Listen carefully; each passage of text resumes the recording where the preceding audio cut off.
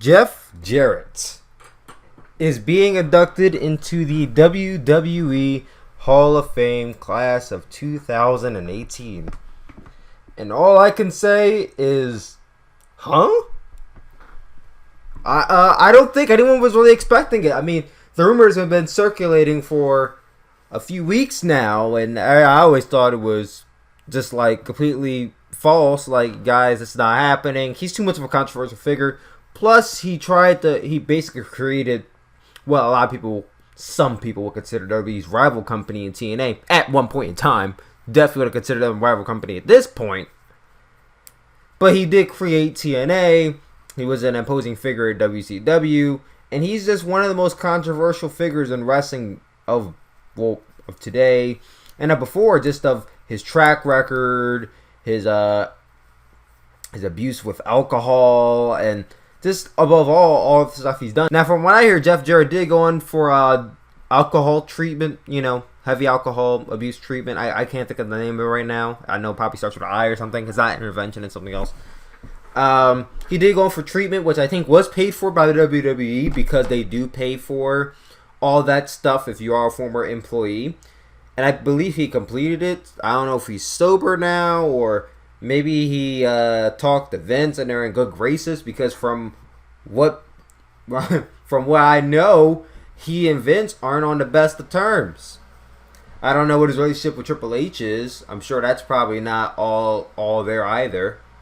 I mean, I know they're on okay terms with Dixie Carter if they were able to have her on a documentary of Kurt Angle. Dixie Carter made her appearance on WWE television for the first time ever in that documentary for Kurt Angle. Jeff Jarett, I don't know if I don't remember or know if Jeff Jarett was in that documentary, but you don't really hear about Jeff Jarett when they talk about the fondest moments of WWE history. I mean, they really shun this guy out. So when out of the blue, it's like, we're inducting this guy to Hall of Fame. It's like, wait, huh? For the longest time, you guys have ignored him and tried not to talk about him, and then you're like, well, we're going to induct him to the Hall of Fame. And, I mean, good for the guy. I mean, he's getting recognition for all the years he put into the company. That's all good and great for him.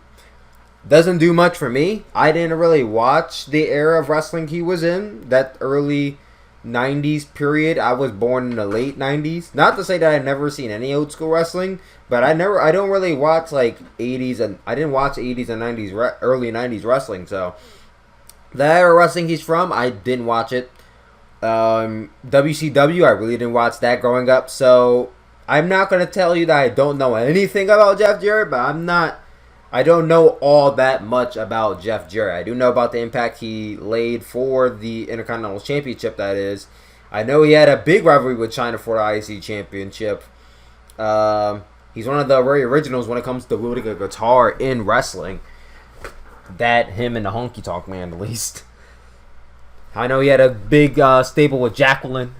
I know a few things about the Jeff Jarett character, but in terms of everything else before TNA, I really can't tell you all that much. But he has had a long, illustrious wrestling career, and I guess it's well deserved. But I'm not going to sit here and say, oh, this guy has a bad track record, WWE should not put him in, because here's the thing, and I know Solomon Monster Soundoff has said this before, so I'm pretty much repeating what he says, but there really is no criteria for what qualifies you to be in WWE Hall of Fame. There really isn't. Think about it. What qualifies you to be in the Hall of Fame except for you have in some way or sort been associated with WWE? They've had celebrities in there and they never wrestled a day in their life. They've had figures who I've never even seen on WWE television in the Hall of Fame. They had some wrestlers who've only wrestled a few times, never won the WWE Championship. Jeff Jarett never won the WWE Championship. There's so many Hall of Fame people who are in the Hall of Fame, and you're like, good for them, but I really don't understand why they're in the Hall of Fame. So there really is no criteria to qualify to be in it. So, I mean, all the power to them. All the power to them. It's a matter of who else is being in the Hall of Fame. As it looks, this Hall of Fame year is shape up to be a good one. I mean, last year was the first time I ever really sat down and watched a Hall of Fame ceremony. You know, we had them for years, but I've never actually sat down and watched it until last year when Kurt Angle went in. I don't know if I'm going to watch this year's, maybe, but I just want to update you guys on that. Jeff Jarrett's in the Hall of Fame. Tell me what you guys think. I don't really care all that much. I didn't really watch this guy growing up, so it doesn't really matter too much to me. But tell me what you guys think down below.